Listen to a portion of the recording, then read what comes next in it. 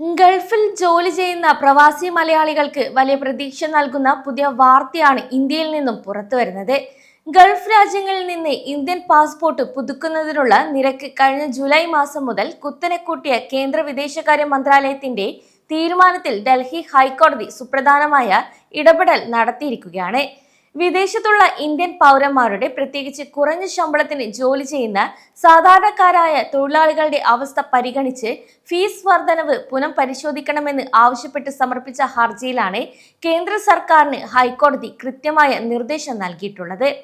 3 ആഴ്ചക്കുള്ളിൽ ഈയൊരു വിഷയത്തിൽ പ്രവാസികൾക്ക് ആശ്വാസകരമായ തീരുമാനമെടുക്കാൻ വിദേശകാര്യ മന്ത്രാലയത്തോട് കോടതി ആവശ്യപ്പെട്ടു. കഴിഞ്ഞ കുറച്ചു മാസങ്ങളായി വിദേശത്തെ ഇന്ത്യൻ കോൺസുലേറ്റുകൾ വഴി പാസ്പോർട്ട് പുതുക്കാൻ ശ്രമിക്കുമ്പോൾ വൻ തുക ഫീസായി നൽകേണ്ടി വന്ന ദുരിതത്തിലായ പ്രവാസികൾക്ക് ഇത് വലിയൊരു ആശ്വാസമാണ് നൽകുന്നത്. ഈയൊരു വിഷയത്തിലെ പുതിയ നിയമങ്ങളും അതുപോലെ കേന്ദ്ര സർക്കാരിന്റെ നിർദ്ദേശങ്ങളും പ്രവാസികൾ ഇനി എന്താണ് ചെയ്യേണ്ടത് എന്നത് ഈ ഒരു വീഡിയോയിലൂടെ വിശദമായി അറിയാം. എന്തുകൊണ്ടാണ് ഗൾഫ് മലയാളികൾക്കിടയിൽ ഈ ഒരു പാസ്പോർട്ട് ഫീസ് വർധനവ് ഇത്രയധികം വലിയൊരു പ്രതിഷേധത്തിന് കാരണമായതെന്ന് നമുക്ക് ആദ്യം നോക്കാം.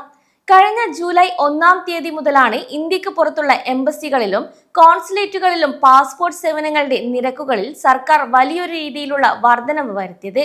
UAE ഉദാഹരണമായി എടുത്തു നോക്കിയാൽ നേരത്തെ പാസ്പോർട്ട് പുതുക്കുന്നതിനായി ഏകദേശം 280 ദിർഹം വരെയായിരുന്നു ചിലവഴിക്കേണ്ടി വരുന്നത്. എന്നാൽ പുതിയ അപ്ഡേറ്റ് അനുസരിച്ച് VFS അല്ലെങ്കിൽ ICIC സർവീസ് ചാർജുകളും അതുപോലെ ഇന്ത്യൻ കമ്മ്യൂണിറ്റി വെൽഫെയർ ഫണ്ടും ഉൾപ്പെടെ നിലവിൽ ഒരു സാധാരണ പാസ്പോർട്ട് പുതുക്കാൻ പ്രവാസി നൽകേണ്ടത് 477 ദിർഹത്തോളമാണ്. അതായത് ഏകദേശം 70% വർധനവാണ് ഒറ്റയടിക്ക് ഇവിടെ വന്നിരിക്കുന്നത്.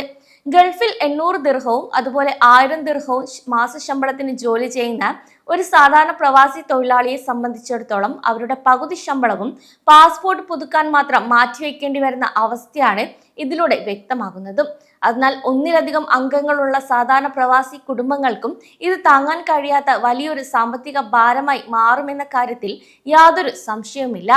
കൂടാതെ കടുത്ത സാമ്പത്തിക ബാധ്യതയ്ക്കെതിരെ പ്രവാസി സംഘടനയായ പ്രവാസി ലീഗൽ സെൽ കേന്ദ്ര വിദേശകാര്യ മന്ത്രാലയത്തിന് മുന്നിൽ നിരവധി നിവേദനങ്ങൾ സമർപ്പിച്ചിരുന്നു. എന്നാൽ മന്ത്രാലയത്തിന്റെ ഭാഗത്തു നിന്ന് അനുകൂലമായ മറുപടികൾ ഒന്നും തന്നെ ലഭിക്കാതെ വന്നതോടെയാണ് പ്രവാസി ലീഗൽ സെൽ ഡൽഹി ഹൈക്കോടതിയെ സമീപിച്ചതും അതുപോലെ പൊതു താൽപര്യ ഹർജി ഫയൽ ചെയ്തതും.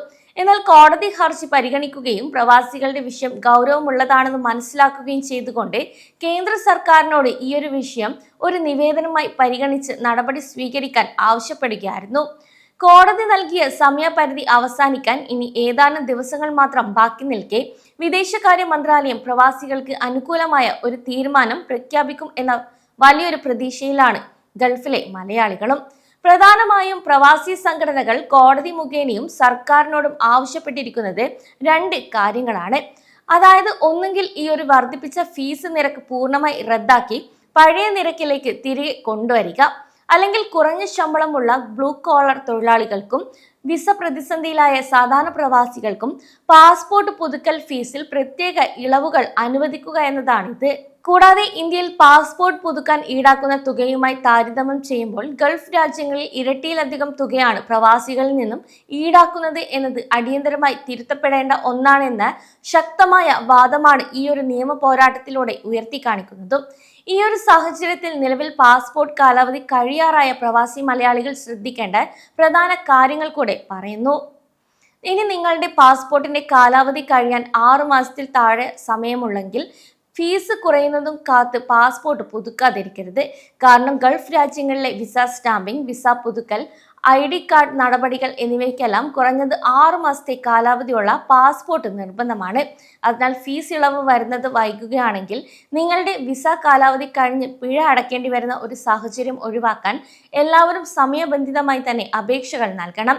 എന്നാൽ പാസ്പോർട്ട് കാലാവധി തീരാൻ ഇനിയും 8 മാസത്തിൽ കൂടുതൽ സമയമുണ്ടെങ്കിൽ കേന്ദ്ര സർക്കാരിന്റെ വരാനിരിക്കുന്ന ഉത്തരവിനായി കുറച്ച് സമയങ്ങൾ കൂടി നിങ്ങൾക്ക് കാത്തിരിക്കാം.